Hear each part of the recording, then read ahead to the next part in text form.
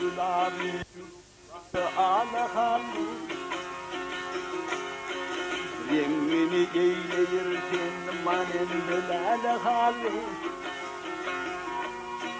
Görben kişiler olgoy aşkında vallahalı Şamute her çekerlere kıranın ağlahalı Hasaneli kalır peleyin oğlu halahalı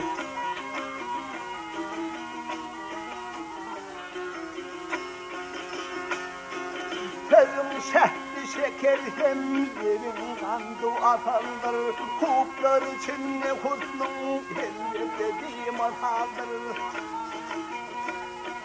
İmma ikev bu yerde oturuşumuz oturdur Rakibi yöntelek canım rakibidir Duysa bileyim bele eder kovala kanı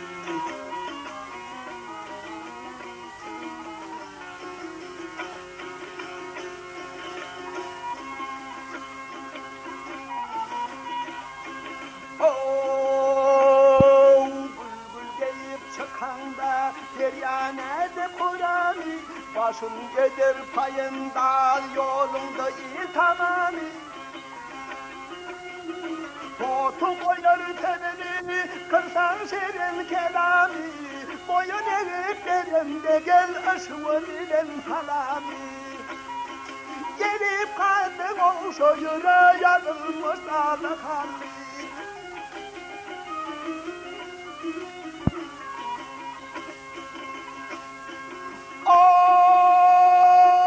Her giteni unutmam hem yakın hem arakta Gel mağripte kodoyun yahut Mısır'ın Irak'ta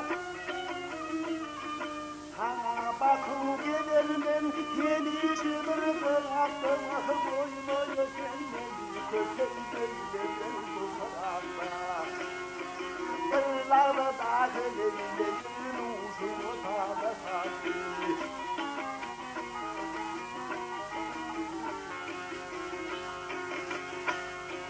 Müşkülü kamilinden sal boynuma kanavi Çek yanına beni hem çektirmenin alavi Bir tüfekte oturup ref eylerim hızari Aşık eylerimlerine gelişkin şerabi Akkoluna yanaşır yakın kıyana hali Bir tefette oturup ref eylerim hızari Aşık eylerimlerine gelişkin